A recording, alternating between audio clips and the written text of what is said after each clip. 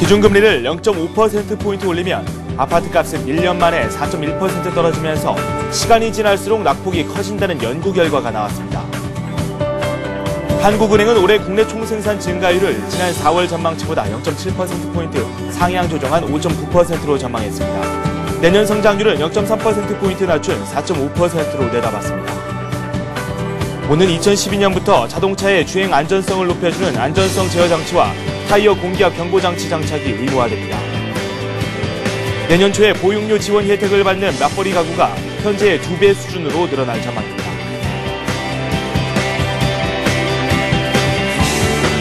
네, 라스 전공 전략 2부 시작하도록 하겠습니다. 우리 증시가 상승하면서 마감이 됐습니다.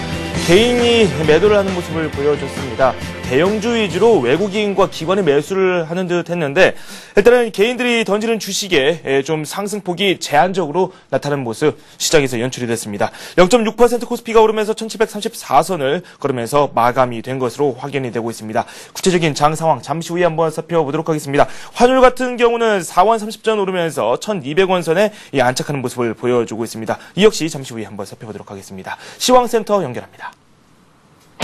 네, 시황센터입니다. 7월 10일 월요일장 마감했는데요. 한국은행이 올해 경제 성장률 전망치를 상향 조정한 가운데 외국인도 3거래일 연속으로 매수 우위를 차지했지만 개인 쪽에서 차익 실현 매물이 나오면서 추가 상승은 제한적인 모습이었습니다. 코스피 마감 지수부터 확인해 보겠습니다. 오늘 코스피는 11포인트 오르면서 1734포인트에 마감했습니다. 오늘 1731포인트 상승으로 출발했지만 개인 쪽에서 차익 실현 매물이 나오면서 잠시 주춤하기도 했었죠. 하지만 외국인이 꾸준하게 매수세를 늘려가면서 1734포인트까지 올라와서 마감했습니다. 현재는 주요 이평선 모두 위에서 움직이고 있는 상황인데요. 지수의 움직임 수급으로 좀 더 자세히 살펴봅니다. 개인이 차익 실현 매물을 내놓으면서 3천억 원 넘는 물량을 매도했습니다. 반면에 기관과 외국인 쪽에서 매수로 맞대응을 해주는 모습이었는데요. 기관이 470억 원, 외국인이 3천억 원 넘는 물량을 매수하면서 지수의 상승을 이끌어줬습니다. 코스닥 역시 빨간불로 마감했습니다. 오늘 4포인트 오르면서 496포인트에 마감했는데요. 하지만 박스권 움직임은 그리 크지 않았습니다. 495포인트 출발한 이후에 시초가 부근 496포인트에서 마감하는 모습이었는데요. 지수의 움직임 수급으로 좀 더 자세히 살펴봅니다. 개인이 역시 매도 우위 차지했습니다. 76억 원 정도 매도했고요. 기관이 40억 원, 외국인이 60억 원 매수하면서 개인보다 조금 더 많은 물량을 매수했습니다. 이어서 외환시장 살펴봅니다. 원달러 환율은 달러와 약세 하락으로 출발했지만 다시 상승으로 흐름을 바꿔서 마감했습니다. 오늘은 5원 30전 오르면서 1201원 30전에 마감했는데요.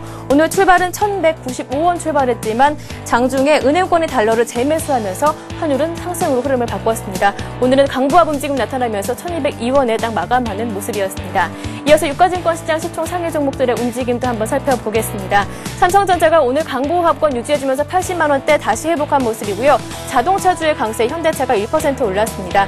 신한지주 역시 0.3% 강보합을 마감했고요. LG화학이 3거래일 연속 상승하면서 시총 6위로 부상한 모습입니다. 오늘 4.8% 올랐습니다. 현대모비스 잠시 전에 현대차에 이어서 현대모비스 역시 3% 올랐고요. 현대중공업과 하이닉스 역시 올랐습니다. 하이닉스는 외국인들이 매수하면서 주가 상승을 이끄는 모습이었습니다. 이어서 코스닥 살펴봅니다. 서울반도체가 2.9% 올랐고요. 셀트리온과 SK 브로드밴드는 내렸습니다. 반면에 포스코 ICT가 1%, 다음이 강보합에 마감했습니다. CJ 오시핑 역시 0.8% 올랐고요. 메가스터디가 3% 큰 폭으로 올랐습니다. SK컴즈 역시 2분기 어닝 서프라이즈 기대감에 오늘도 상승폭을 키우는 모습이었습니다. 이어서 오늘 특징 테마주 살펴보겠습니다. 종목들은 금리 인상에 대한 영향 그리고 실적 시즌에 초점을 맞추면서 움직이는 모습이었는데요. 자동차주들이 2분기 어닝 서프라이즈 기대감에 큰 폭으로 올랐습니다. 현대차가 1% 그리고 쌍용차가 3.5% 큰 폭으로 올랐고요. 현대모비스 3% 올랐습니다. 자동차 부품주도 좀 더 자세히 살펴보겠습니다. 실적 기대감뿐만 아니라 정부의 정책 수혜 기대감까지 겹쳤는데요. 정부가 자동차의 신기술 첨단 안전장치를 의무화한다는 발표가 나오면서 자동차 부품주들이 큰 폭으로 올랐습니다. 성우하이텍이 7% 올랐고요. 화신이 14%, 쌍용머티리얼과 SL 역시 9%대 상승 움직임 나타나면서 자동차 부품주들이 강세였습니다. 반면에 지난 주말에 금리 인상의 타격 우려감으로 건설주들은 약세였는데요. 오늘까지 약세 움직임 이어갔습니다.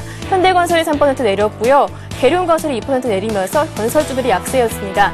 반면에 금리 인상에 따라서 원화가 강세를 보일 것이기 때문에 여행주와 항공주들은 오르는 모습이었는데요. 대한항공이 1% 올랐고요. 아시아나항공이 6% 올랐습니다.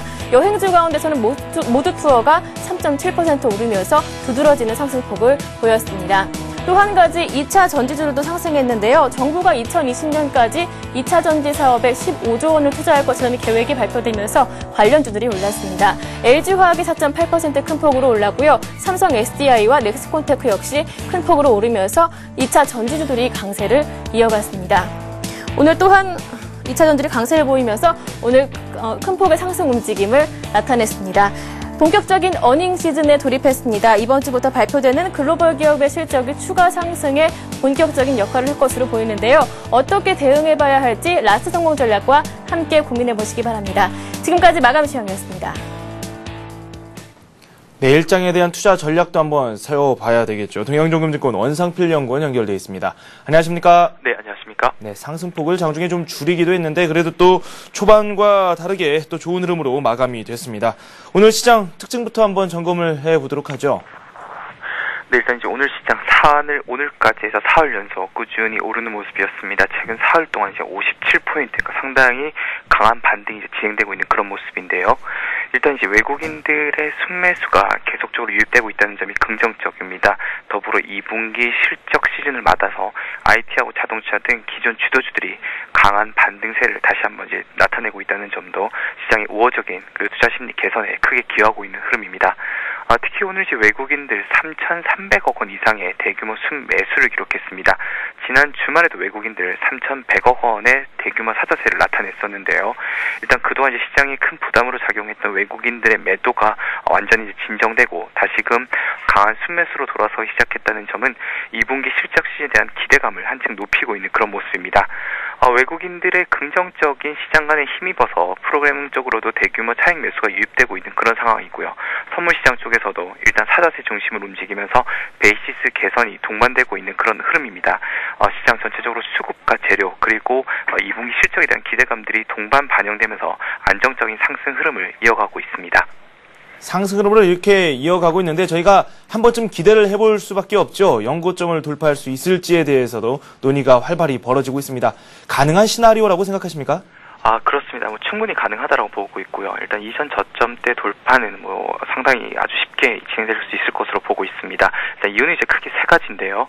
첫째는 그동안 이제 국내 증시를 억눌렀던 부담감들이 상당 부분 좀 희석되고 있습니다. 스페인 같은 경우에도 6월달에 이제 국채 발행에 성공하면서 유럽발 재정 위기가 상당 부분 좀 완화되고 있는 그런 모습이고요. 미국이나 중국 같은 경우에도 지수가 단기 급락 이후에 지금 반등세를 시현하고 있습니다.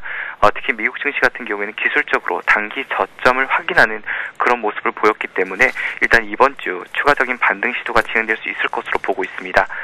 특히 국내 증시 같은 경우에는 2분기 실적에 대한 기대감이 상당히 높은 상황인데요. 아직까지 주가에 충분히 반영되지 못한 상황입니다. 특히 삼성전자를 중심으로 IT 업체들의 영업이익이 시장이 전망했던 것보다 훨씬 높은 수준을 기록하고 있기 때문에 밸류에이션 매력에 기반한 외국인들의 순매수는 향후에도 계속적으로 유입될 것으로 보고 있습니다. 이에 따라서 코스피 지수 역시 이전 고점대 돌파는 무난하게 달성할 수 있을 것으로 보고 있습니다. 지금 전반적으로 아시아 지역 증시를 포함해서 전 세계 증시가 동조화되는 그런 양상이 나오고 있거든요. 오늘 밤에 있을 미국 증시에도 저희의 눈이 쏠릴 수밖에 없는데 어떻게 전망하고 계시는지 말씀 부탁드리죠. 네, 일단 오늘 미국장 같은 경우에는 알코아의 실적 발표를 제외하고는 별다른 경제지표 발표는 없는 상황입니다. 다만 이제 미국 같은 경우에도 2분기 실적 시즌을 맞아서 관련 종목들 그리고 실적에 대한 기대감들이 계속적으로 높아지고 있고요. 특히 미국 같은 경우에는 기업들의 영업이익 전망치 자체도 현재 한국과 더불어 꾸준히 상향 조정되는 그런 흐름이기 때문에 한국과 마찬가지로 기업 실적에 대한 기대감들이 다시 한번 증시의 상승 모멘텀으로 작용할 수 있을 것으로 보고 있습니다. 특히 앞서 말씀드린 것처럼 지금 미국 증시 같은 경우에는 기술적으로 단기 저점 그리고 낙폭 가대라는 두 가지 메리트가 확보되어 있는 상황이기 때문에 이번 주 추가적인 반등 시도를 이어갈 가능성이 높다라고 보고 있고요.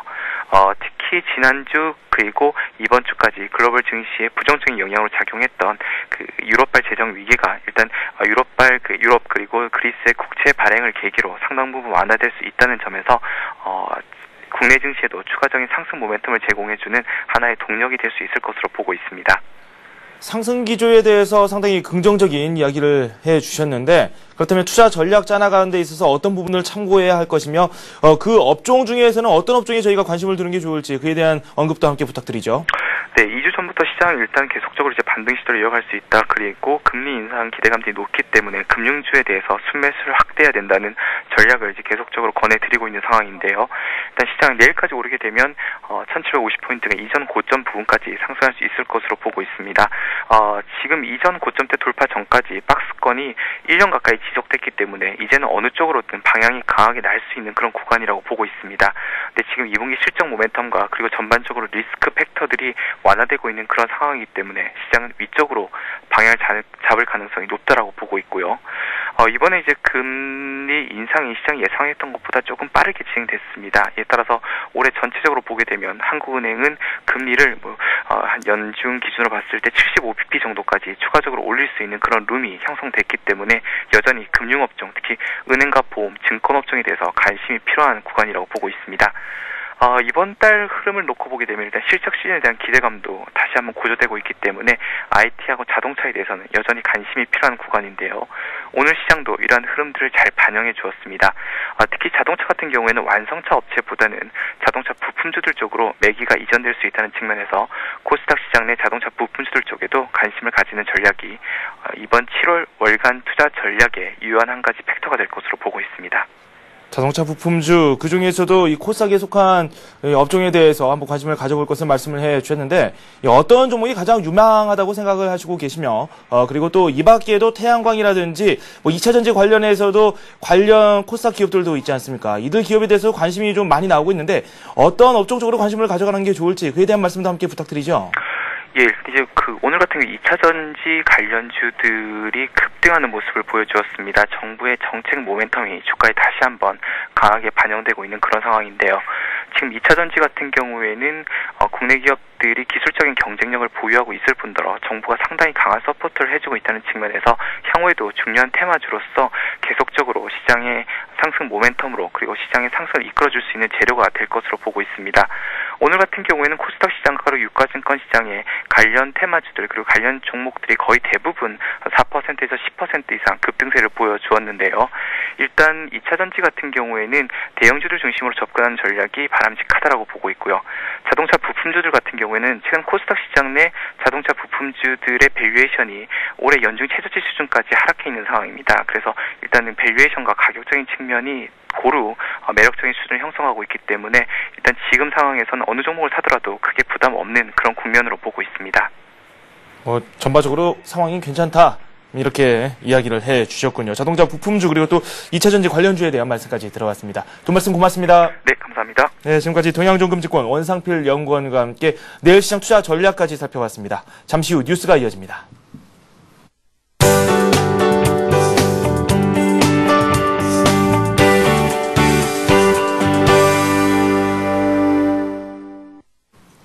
이 시각 주요 뉴스입니다. 기준금리를 0.5%포인트 올리면 아파트값은 1년 만에 4.1% 떨어지고 시간이 지날수록 내림폭이 커진다는 연구 결과가 나왔습니다. 주택산업연구원에 따르면 지난해 4분기 아파트값을 기준으로 금리 인상 효과를 예측한 결과 콜금리를 0.5%포인트 올리면 아파트값은 1년 뒤 4.1% 내려가고 2년 뒤 14.1%, 3년 뒤에는 최대 26.1% 떨어지는 것으로 나타났습니다. 또한 소득 변화가 아파트값 변화 요인에서 차지하는 비중은 0.1% 선에서 그친 반면 금리는 15.5%, 통화량은 13.9%에 이르는 것으로 조사됐습니다. 금융환경 변화가 아파트값에 미치는 영향이 소득 변화보다 더 크다는 뜻입니다. 한국은행은 올해 국내 총생산 증가율을 지난 4월 전망치보다 0.7%포인트 상향 조정한 5.9%로 전망했습니다. 내년 GDP 성장률은 0.3%포인트 낮춘 4.5%로 내다봤습니다. 한은의 올해 성장률 전망치는 정부가 지난달 24일 발표한 5.8%보다 0.1%포인트 높은 수준입니다. 작년과 비교해서는 상반기 7.4%에서 하반기 4.5%로 성장률이 낮아지는 상고하저로 예상했습니다. 올해 소비자 물가 상승률은 상반기 2.7%에서 하반기 3%로 높아지면서 연간 2.8%를 기록할 것으로 한은은 내다봤습니다.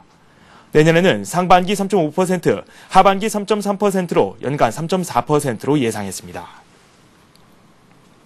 자동차의 균형을 안정적으로 유지해주는 차체 자세 제어 장치와 타이어 공기압을 알려주는 장치의 장착이 의무화됩니다. 국토해양부는 이 같은 내용의 자동차 안전기준 규칙 개정안을 마련해 내일부터 입법 예고한다고 밝혔습니다. 개정안에 따르면 2012년부터 생산되는 모든 승용차와 4.5톤 이하 차량은 주행 차체 자세 제어 장치 ESC를 의무적으로 장착해야 됩니다. 또한 2013년부터 제작되는 승용차와 3.5톤 이하 차량에는 타이어 공기압이 낮아지는 것을 감지해 운전자에게 알려주는 타이어 공기압 경고 장치 TPMS를 반드시 달아야 됩니다. 내년 초에 보육료 지원 혜택을 받는 맞벌이 가구가 현재의 2배 수준으로 늘어날 전망입니다. 보건복지부는 중산층 맞벌이 가정에 대한 보육료 지원을 늘리기 위해 내년부터 지원 대상의 자격을 한층 완화하는 내용의 지원 방안을 검토 중입니다. 현재 보육료 지원을 받는 맞벌이 가구는 부부 소득 중 낮은 소득은 75%만 소득 인정액에 합산하고 있습니다. 하지만 앞으로는 부부 합산 소득의 75%만을 인정하는 방식으로 기준을 바꾼다는 계획입니다. 이럴 경우 보육료 지원 혜택을 받는 맞벌이 가구는 현재 18,000가구에서 최소 3만 가구 이상으로 늘어날 전망입니다. 증권금융 뉴스입니다. 올해 상반기 주식 대차 거래 규모가 지난해 상반기보다 55% 급증한 46조 4,200억 원을 기록했습니다. 이는 지난해 6월 이후 비금융주에 대한 차입 공매도가 제기된 데다 글로벌 금융위기에서 벗어나면서 증권사를 중심으로 한 차입 수요가 늘어났기 때문인 것으로 풀이됩니다. 미래에셋증권은 고객에게 다양한 투자 정보와 투자 자산의 지속적인 사후 관리 서비스를 온라인으로 제공하는 미래에셋 어카운트 에셋케어를 개시합니다. 서비스에 가입하면 투자 정보 외에도 거래 내역과 투자 자산 평가 내역 등을 메일로 보내주고 목표 수익률을 달성하면 문자 메시지로 알려줍니다. 한화증권이 오늘부터 8월 31일까지 스마트폰 거래를 신청하고 매달 100만 원 이상씩 거래하는 고객에게 단말기 할부금을 지원하는 스마트폰 쿨 서머 이벤트를 실시합니다. 이번 행사는 휴대전화 단말기 할부금 지원 외에 무료 모바일 주식거래, 무료 보험 가입 등의 행사도 주어집니다. LIG 손해보험은 구입한 지 6개월이 안 된 신차가 자차 사고로 100만 원 이상의 수리비를 내야 될 때 10만 원의 위로금을 지급하는 매직 카파워 운전자 보험을 오늘 출시했습니다. 이 상품은 수입차에 1,000만 원 이상 대물 피해를 배상해야 할 때 최고 100만 원의 위로금도 받을 수 있습니다. 전 세계 증시가 동조화되고 있다. 이렇게 제가 앞서서 말씀을 드렸습니다. 우리 증시 코스피 코스닥 지수 모두 상승하면서 마감됐고요. 아시아 지역 증시 동반 상승하면서 마감됐거나 현재 진행 중에 있습니다. 일본 먼저 확인해 보도록 할까요? 일본 증시가 바뀌었군요. 0.3% 내리면서 마감이 됐습니다. 장중에는 한 0.3% 정도 오르면서 계속해서 진행이 되고 있었는데 후반부에 역전이 됐습니다. 9,548선에 마감이 됐습니다. 중국으로 한번 떠나보도록 하겠습니다. 중국 증시는 0.7% 오르면서 2,488선에 지금 현재 시장이 진행되고 있는 모습 보여주고 있습니다. 어닝 시즌이 다가오면서 관련주들 쪽으로 매기가 쏠리고 있습니다. 하지만 언제든지 이익 실현 물량이 나올 수 있을 만큼 한번 시장 상황 잘 분석하고 참여를 하시는 게 옳을 것 같다는 생각이 듭니다. 앞서서 저희가 살펴봤듯이 자동차 부품주 그리고 또 2차전지 관련주에 대해서는 관심을 어느 정도 가져가는 것도 좋을 것 같습니다. 오늘 저희가 준비한 소식은 여기까지입니다. 시청해주신 여러분 고맙습니다.